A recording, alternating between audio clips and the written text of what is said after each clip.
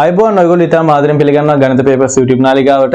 ඉතින් මම මේ වෙනකන් දෙවෙනි ප්‍රශ්න පත්‍රයේ පළවෙනි ප්‍රශ්න පත්‍රයේ විහුවගත කොටස වෙනුවෙන් වීඩියෝස් ගොඩාක් කරා. ඒ වගේම ජ්‍යාමිතියේ කෙටි ප්‍රශ්න ටික ක්‍රමයන් සෙට් එකක්ම මතක් කරා.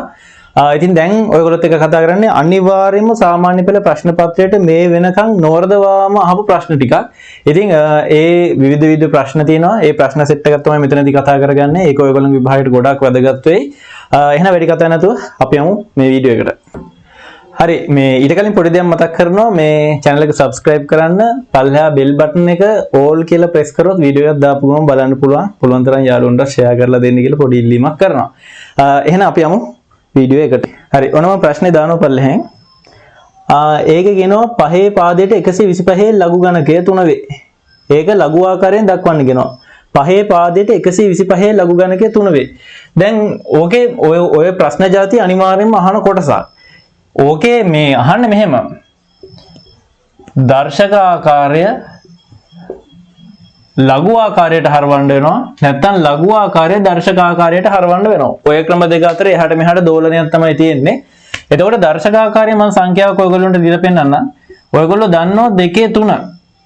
2 3 වෙනි බලය කියලා කියන්නේ ඇත්තටම 8ට. 8 කියලා කියන්නේ 2 3 වෙනි බලයට. මෙන්න මේ ආකාරයට ලියනකොට අපි කියනවා දර්ශක ආකාරය. ඔයගොල්ලොන්ට මේ වගේ ලියලා තියෙන එකක් ලඝු ආකාරයට හරවන්න ගියොත් පොඩි දෙයක් කරන්න තියෙන්නේ.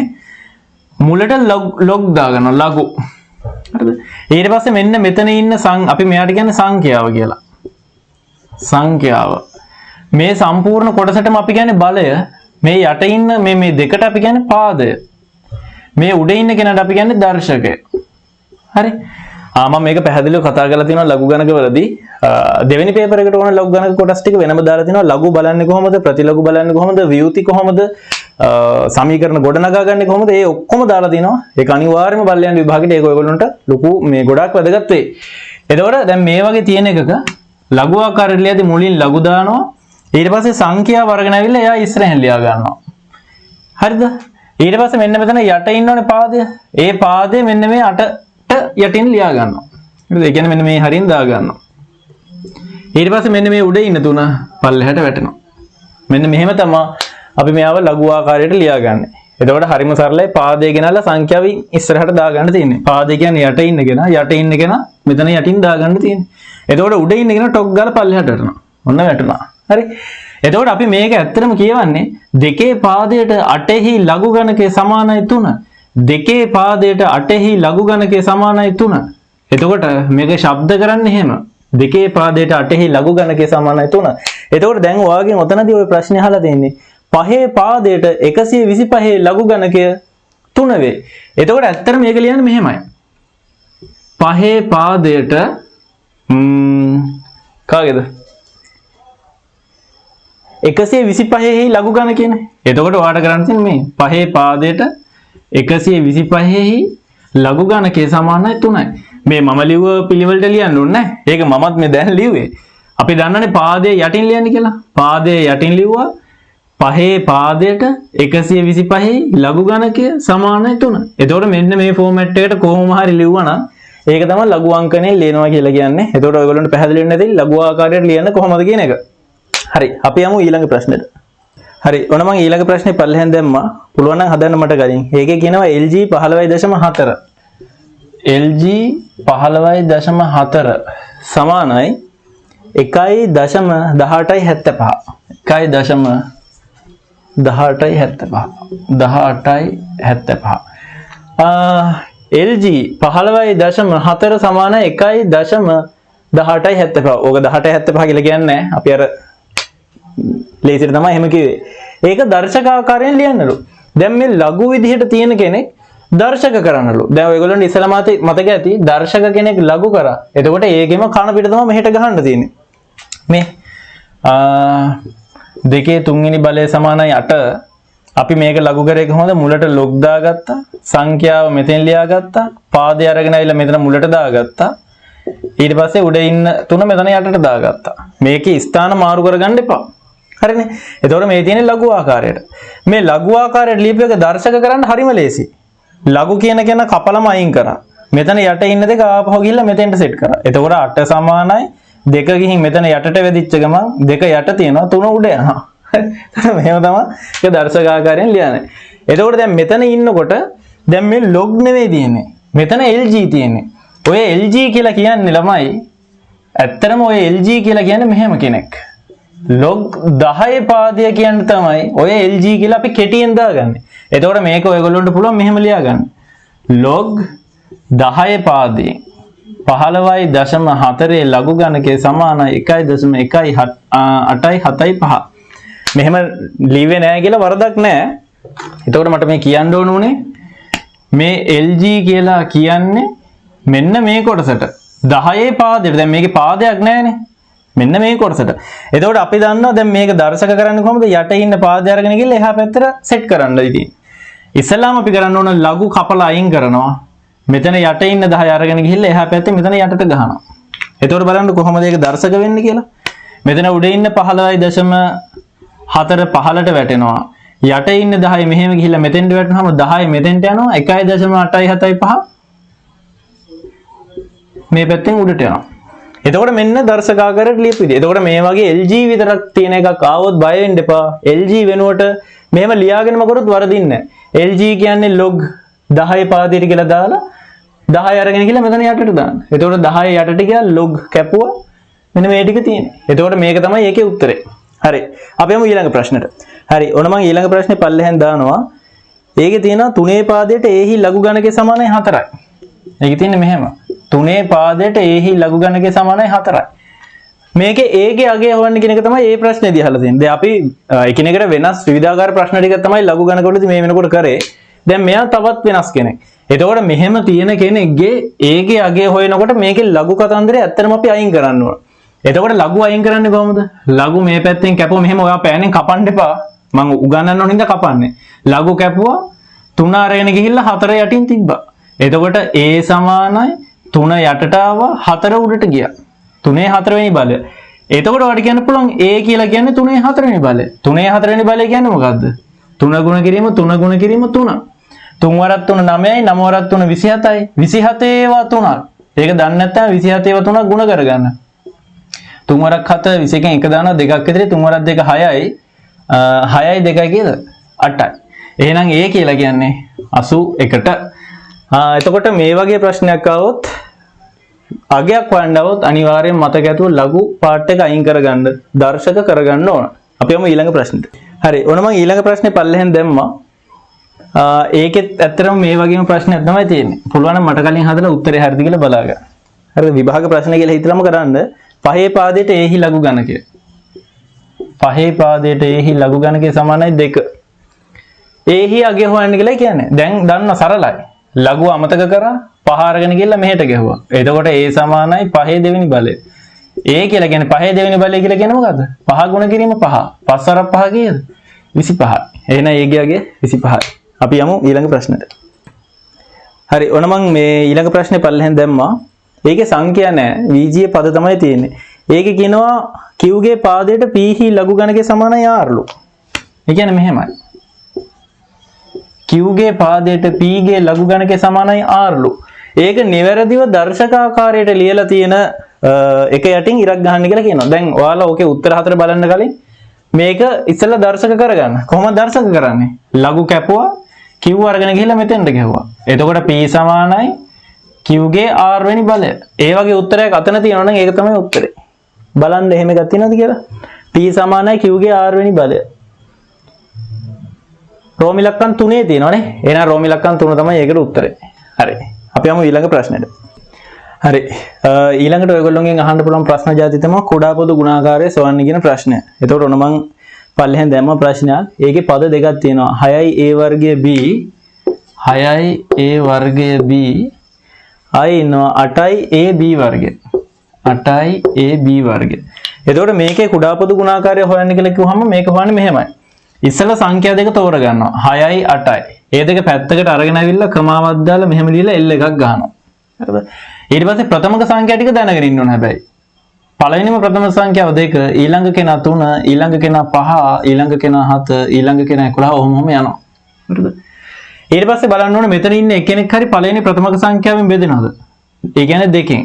6යි 8යි දෙකම බෙදෙනවා. දෙකම බෙදෙන්නේ නැතුව එකක් බෙදුනොත් දෙකෙන් බෙදන්න ඕන. එතකොට ඔන්න 2 දානවා. 6 2ෙන් බෙදුනහම 3යි. 8 2ෙන් බෙදුනහම 4යි. ඊට පස්සේ ආයෙත් මෙතන ඉන්න එක්කෙනෙක් හරි 2ෙන් බෙදනවද කියලා බලනවා. 3 බෙදෙන්නේ නැහැ. නමුත් 4 බෙදෙනවා. එහෙනම් බෙදන්න ඕන. 3 බෙදෙන්නේ නැහැ. 4 2ෙන් බෙදුනහම 2යි. තව පාරක් බලනවා. 3යි 2යි.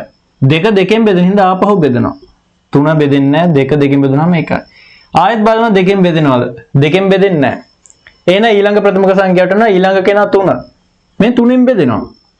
3 3ෙන් බෙදුනහම 1යි. මේ පැත්ත 1යි. මෙහෙම එක ඒවා සෙට් එකක් එනකම් බෙදාගෙන යන්න ඕන. එහෙම බෙදාගෙන යනකොට මෙතන හම්බෙනවනේ සංඛ්‍යා ටික. ඒ ටික ඔක්කොම ගුණ කරගන්න ඕන. ඒ කියන්නේ මේ 2 වරක් 2 4යි, 4 වරක් 2 8යි, 8 වරක් 3 24යි. එහෙනම් 6ටයි 8ටයි කුඩා පොදු ගුණාකාරය 24. සංඛ්‍යා වලින් කුඩා පොදු ගුණාකාරය 24. ඉංග්‍රීසි අකුරු A තියෙනවා B තියෙනවා. ඒ දෙක බය නැතුව මෙහෙම දාගන්න. A ඉන්නවා B ඉන්නවා. A ගේ මෙතන ඉන්නේ පළවෙනි බලය, මෙතන ඉන්නේ දෙවෙනි බලය. අපි මේකෙදි දාගන්නේ වැඩිම බලය. දෙකේ දෙවෙනි A ගේ දෙවෙනි බලය. B ගේ මෙතන ඉන්නවා මොකුත් දාලා නැහැ කියන්නේ පළවෙනි බලය. අතන ඉන්නවා දෙවෙනි බලය. අපි ගන්න වැඩිම බලය. එහෙනම් B ගේ දෙවෙනි බලය. එහෙනම් මේක තමයි 6යි A වර්ග B 8යි A B වර්ග ඒ දෙන්නට කුඩා පොදු ගුණාකාරය තමයි මේ තියෙන්නේ.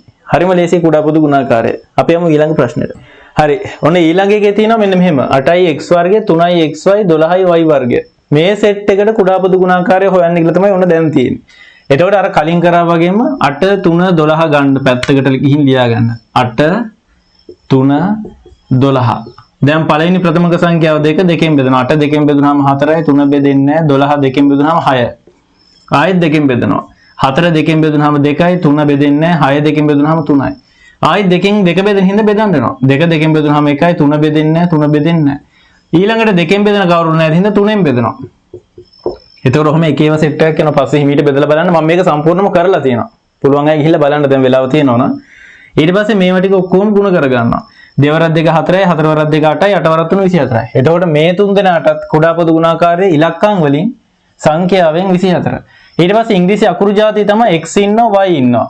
එහෙනම් x y. x ගේ වැඩිම කෙනා තමයි මෙතන පළවෙනියා ඉන්නේ. x ගේ වැඩිම බලය දෙවෙනි බලය. y ගේ මෙතන පළවෙනි බලය මෙතන දෙවෙනි බලය. එහෙනම් y ගේ දෙවෙනි බලය. එහෙනම් මේකේ කුඩා පොදු ගුණාකාරය 24යි x වර්ගය y වර්ගය. අපි යමු ඊළඟ ප්‍රශ්නෙට. හරි. ඔන්න මම ඊළඟ එක පල්ලෙහෙන් දැම්මා. ඒකේ මේ තුන් දෙනාට කුඩා පොදු ගුණාකාරය හොයන්න කියලා මම කුඩා පොදු ගුණාකාරය ආයි ප්‍රශ්න දාන්නේ නැහැ. මේක තමයි අන්තිම ප්‍රශ්නේ. ලඝු ගණකවලදී දැම්ම ප්‍රශ්න මොකද විවිධාකාරයිනේ. එතකොට මේකෙත් 2 3 6 2 3 6 දෙකෙන් බෙදමු නේද එහෙනම්? 2 2ෙන් බෙදුනහම 1යි 3 බෙදෙන්නේ නැහැ. 6 2ෙන් බෙදුනහම 3යි.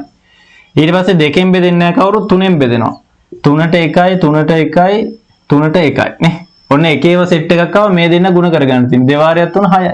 ඒ කියන්නේ 2ටයි 3ටයි 6ටයි කුඩා පොදු ගුණාකාරයේ සංඛ්‍යා වලින් 6. x ඉන්නවා y ඉන්නවා. තව මොන හරි අකුරක් තියෙනවනේ ඒකත් දා ගන්න ඕන. x ගෙත් වර්ගය. y ගෙත් මෙතනත් වර්ගයක් මෙතනත් වර්ගයක්. දැන් හිතන්න බැරි විලා හරි මෙතන ගණය තිබ්බා කියලා. එහෙනම් මෙතනට දාන්නේ ගණය. වැඩිම කෙනා තමයි දාන්නේ. දැන් මෙතනත් ඉතින් වර්ගයේ ඉන්නේ. මෙතනත් වර්ගය ලොකම කෙනා ඉතින් වර්ගය. ඒ හින්දා 6යි x වර්ග y වර්ග තමයි ඒකේ කුඩා පොදු ගුණාකාරය. අපි යමු ඊළඟ ප්‍රශ්නෙට. හරි ඊළඟට ඔයගොල්ලෝගෙන් අහන්න අනිවාර්යම ප්‍රශ්න ಜಾති තමයි විජීය භාග. ඒක එක ගුණ කරගන්න වෙන්න පුළුවන්. නැත්නම් ඒක එකතු කරන්න වෙන්න පුළුවන්, අඩු කරන්න වෙන්න පුළුවන්. නැත්නම් අර විදිහට බෙදීමක් වෙන්න පුළුවන්. මම ප්‍රශ්න තුනක් දැම්මා. තව එක ප්‍රශ්නයක් තියෙනවා. මම ඒක මේ තුන හදලා ඉවරනාට පස්සේ කරන්න. හරි. ගුණ කිරීම තියෙනකොට නම් ප්‍රශ්නයක් නැහැ. යට ඉන්න අයට උඩ ඉන්න අය ලේසියෙන්ම කපලා දාන්න පුළුවන්. ඉතින් එතකොට ඔයාලට පේනවා මෙතන යට A කෙනෙක් ඉන්නවා. Aට මේ උඩ A වර්ගයක් තියෙනවානේ. ඕකේ තේරුම තමයි මෙහෙම. A වර්ගය යට A ඉන්නවා. මේ කපනව නෙමෙයි ඕකේ තේරුම. ඕක වෙන්නේ මෙහෙම. A ගේ වර්ගෙන් අඩු කරනවා මේකේ A ගේ ඉන්නේ පළවෙනි බලය. බෙදීමක් තිබුණොත් ඒ දෙන්න අඩු කිරීමක් විදිහට මෙහෙම ගන්නවා. එතකොට ඒකේ උත්තරේ දෙකෙන් එකක් ගියපුවාම A ගේ පළවෙනි බලය. හරිද? ඒක තමයි මේ දැන් ඔය කපනවා කියලා කට්ටිය වරදවත් හිතනවා මේක. මේකේ එක A කෙනෙකුට මේ Aලා දෙන්නගෙන් එක්කෙනෙක් අඩු කරනවා. එතකොට තව එක්කෙනෙක් උඩ ඉතුරු වෙනවා. එහෙම තමයි ඒක හිතන්නේ කපලා නැති කරලා දානව නෙවෙයි. අඩුයි කරන්නේ බෙදීමේදී ඊට පස්සේ දැන් ඔයාලට පේනවා මෙතන මේ x එකෙන් මෙතන x ලා දෙන්නෙක් ඉන්නවනේ. එකෙන් එකක් කපන්න පුළුවන්. එතකොට එතන තව x කෙනෙක් ඉතුරු වෙනවා. යට එක x කෙනෙක් ඉතුරු වෙනවා. මේ උඩ ඉන්න වයිට මේ යට ඉන්න වයි කපනවා. හරිද? තව b අකුරු කපන්න පුළුවන්ද බලන්න කොහේ හරි? බෑ. ඊළඟට පුළුවන් 8ට 8 ඒවා 1යි 16 8ෙන් බෙදුනොත් 2යි. ඉලක්කම් බෙදනවා. එතකොට දැන් ඔතන ඇත්තටම ඉතුරු වෙන්නේ ඉරෙන් උඩ පැහැදිලිවම බලන්න වරදින්න පුළුවන්. උඩ A කෙනෙක් ඉතුරුයි. යට B කෙනෙක් ඉන්නවා. දෙකක් තියෙනවා. තව එක X කෙනෙක් ඉන්නවා. එතකොට ඉලක්කම මුලින් ලියනවා 2යි B X. එතකොට මේක තමයි මේකේ උත්තරේ. හරි? ඔව්. හරිනේ. 8 කැපුණා 16 කැපුණා A දෙන්නේ කෙනෙක් කැපුණා y ට y කැපිලා ගියා. ඔව් ඒක තමයි. ඊට පස්සේ ඊළඟ ගානට එන්න. ඒකෙත් ওই විදිහට අපි බලමු කපන්න පුළුවන්ද කියලා. ඔව්. මෙතන B ට මේ B ලා දෙන්නගෙන් එක්කෙනෙක් අයින් කරන්න පුළුවන්. එතකොට තව එක B කෙනෙක් උඩ තියෙනවා. හරිද? ඊට පස්සේ මෙතන A ට මේ A ලා දෙන්නගෙන් එක්කෙනෙක් අයින් කරන්න පුළුවන්. එතකොට එක්කෙනෙක් එතන ඉතුරු වෙනවා. 2ට 2 ඒවා 1යි 4ට 2 ඒවා 2ක් තියෙනවා. 5ට කපන්න බෑනේ. ඒ ඉන්න 5 යට ඉන්නවා. ආයි යට මොකුත් නැහැ. යට 5 විතරයි ඉන්නේ. එහෙනම් 5 ඉරෙන් යට ඉන්නවා. උඩ ඉන්නවා 2 ඉන්නවා. එක A කෙනෙක් ඉන්නවා. එක B කෙනෙක් ඉන්නවා. එහෙනම් 2යි AB. එතකොට ඒකේ උත්තරේ 2යි AB යට 5. හරි. මෙන්න මේ වගේ බෙදීමක් ආවොත් ඊටාම වැදගත්. බෙදීම ආවොත් මතක තියාගන්න ගුණ කිරීම තිබ්බොත් තමයි කපලා දාන්න පුළුවන්. එකතු කිරීම තිබ්බොත් කපන්න බෑ. අඩු කිරීම තිබ්බොත් කපන්න බෑ. බෙදීම තිබ්බොත් කපන්න බෑ. හැබැයි බෙදීම තිබ්බොත් කපන්න පුළුවන් විදිහට පරිවර්තනය කරන්න පුළුවන්. ඒක කරන්නේ මෙහෙම. පරස්පරය කියලා එකක් තියෙනවා. ඉස්සල්ලාම අපිට කරන්න පුළුවන් මේ බෙදීම තියෙන තැනට පල්ලෙහායෙන් බෙදීම වෙනුවට දාගන්න පුළුවන් ගුණිතය. හරිද? ඊට පස්සේ කරන්නේ දකුණු පැත්තේ වාගේ යට ඉන්න කෙනා උඩට දෙනවා. උඩ ඉන්න කෙනා යටට දෙනවා. උඩ යට මාරු කරනවා. අපි ඒකට කියනවා පරස්පරය කියලා. එතකොට උඩ ඉන්න 4යි B යටට එනවා. යට ඉන්න 6යි X උඩට යනවා. මේ පැත්තේ මොකුත් වෙන්නේ නැහැ. ඒ පැත්තේ එහෙමම ඉන්නවා ස්ථායීව. ඒකේ උඩ යට මාරු කරන්න ගිහින් වැඩ වරද්ද ගන්න එපා. එතකොට බෙදීමක් තිබ්බොත් ඉස්සලාම කරන්න ඕන ගුණිතය දාගත්තා. දකුණු පැත්තේ කෙනාගේ උඩ යට මාරු කරගත්තා. හරි?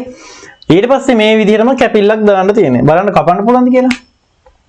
3ට 3 කපන්න පුළුවන්. 6ට 3 ඒවා 2යි. හරි. ඊට පස්සේ මෙතන එක B කෙනෙකුට මෙතන එක B කෙනෙක් කපන්න පුළුවන්. 2ට 2 ඒවා 1යි 4ට 2 ඒවා 2යි නේ. ඔව්. ඊට පස්සේ මෙතන මේ තව උඩ දෙකක් ඉතුරු වෙලා තිබ්බනේ. ඒ දෙකට මේ දෙක කපලා අයින් කරන්න පුළුවන්. එතකොට දැන් ඇත්තටම උඩ ඉතුරු වෙලා තියෙනවා මෙතන A ගුණ කිරීම x. ඒ කියන්නේ AX යට බලන්න මෙතන එක ඉන්නේ. මෙතනත් මොකොත් ඉතුරු වෙලා නැහැ. එහෙනම් ඒකේ උත්තරේ AX විතරයි. හරිනේ? හරි. මම තව ප්‍රශ්නයක් තියෙනවා. ඒක පල්ලෙහෙන් දාන්න. හරි? ඔන්න මම මේ ප්‍රශ්නේ මෙතනින් දාගත්තා. දැන් මේකෙත් බෙදීම තියෙන්නේ. බෙදීම දැක්ක ගමන් කපන්න යන්න එපා. දකුණු පැත්තේ භාගය උඩ යට මාරු කරන්න ඕන. බෙදීම වෙනකොට ගුණිතය දාගන්න ඕන. අපි ඒක කරගමු. මේ පැත්තට මුකුත් කරේ නැහැ.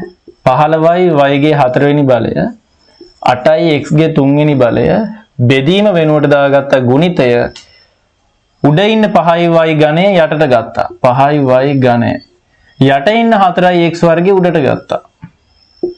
ඔන්න ඔහමයි උනේ. හරි. එතකොට මේක ඊටාම වැදගත්. මෙහෙම එන්න පුළුවන්. හරි. එතකොට මොකද කරන්නේ? අපි ඉලක්කම් මේ ඉංග්‍රීසි අකුරු එහෙම කපන මුලින් කපනවා අගින් කපනවා කියලා එකක් නැහැ. මම අර ඉස්සෙල්ලා හුරු කරන්න ඕන හින්දා ඉංග්‍රීසි අකුරු ටික කැපුවේ. ඉලක්කම් කපන්න පුළුවන්. මේ 5ට 5 ඒවා 1යි 15ට 5 ඒවා 3යි. 4ට 4 ඒවා 1යි 8ට 4 ඒවා 2යි. ඉලක්කම් ටික කැපිලා ඉවර වුණා. ඉංග්‍රීසි අකුරු බලමු. මෙතන වයිලා 3 දෙනෙක් ඉන්නවා. මෙතන වයිලා 4 දෙනෙක් ඉන්නවා. මේ වයිලා 3 දෙනාගෙන් මේ 4න් 3ක් ගියපම තව එක y කෙනෙක් ඉතිරි. මං කියන්නේ අඩුයි කරන්න කියලා. ඔන්න ඒක හරි. ඊට පස්සේ මෙතන x ලා දෙන්නෙක් ඉන්නවා. මෙතන x ලා 3 දෙනෙක් ඉන්නවා. මේ දෙන්න අයින් වුණාම මේ 3 දෙනාගෙන් තව එක්කෙනෙක් යට ඉතුරු වෙනවා. පැහැදිලිද? එතකොට ඒ කියන්නේ වැඩි කෙනාගෙන් පොඩි කෙනා අඩු කරලා යට ඒ ඉතුරු වෙන ගාන එහෙම තියන්න ඕන. 3න් දෙන්නෙක් ගියපුවම තව එකෙක් ඉතුරුයි. 4න් මෙතන 3 දෙනා ගියපම තව එක්කෙනෙක් ඉතිරි. එහෙමයි ඒක බලන්නේ. එතකොට දැන් උඩ ඉතිරි වෙලා තියෙනවා 3. ආයි ඉන්නවා y ගේ පළවෙනි බලය x කැපිලා ඉවරයි නේද? එහෙනම් y ගේ පළවෙනි බලය. යට ඉන්නවා 2. මෙතන ඉන්නවා එක x කෙනෙක්. හායි මේ පැත්තෙත් ගන්න දෙයක් නැහැ. ඔක්කොම කැපිලා ඉවරයි. එහෙනම් මේක තමයි උත්තරේ. ආයි ඉලක්කම් කපන්න බෑනේ. එහෙනම් මේක තමයි උත්තරේ. හරි. ඉතින් VG භාග ඔහොම එන්න පුළුවන්. ඊට පස්සේ VG භාගය ඇතුළත් සමීකරණ සුළු කිරීමක් එන්න පුළුවන්. තව ගොඩක් දේවල් එනවා. න්‍යාස එනවා. මම න්‍යාස සම්පූර්ණව දාලා තිනවා. බලුවේ නැත්නම් ඒක අනිවාර්යෙන් බලන්න. ඒ වගේම සාධක එනවා පොදු සාධක වෙන් කරන්න පුළුවන් වර්ග දෙක අන්තරය වෙන්න පුළුවන් ත්‍රිපද වර්ගජ ප්‍රකාශන වෙන්න පුළුවන් මම ඒකත් වෙනම කරලා තියෙනවා ගිය සැරේ ළමයින්ට කරපු වීඩියෝ එකක් තියෙනවා ඒක පුළුවන් නම් ගිහින් බලන්න අද වෙලා මදි වෙයි ඒක දාන්න පුළුවන් වුණොත් දාන්න හරි ඊළඟට එන කොටස් ටික මම තව වීඩියෝ එකකින් දාන්න මේ වීඩියෝ එක දැනටම දිග වැඩි වුණා මම මේක දාලා ඉවරලා ඊළඟ එක දාන්න channel එක subscribe කරන්න bell button එක all කියලා press කරලා තියාගන්න එතකොට දාපු ගමන් බලා ගන්න පුළුවන් හැකියාව ලැබෙනවා අපි ඊළඟ වීඩියෝ එකකින් හම්බෙමු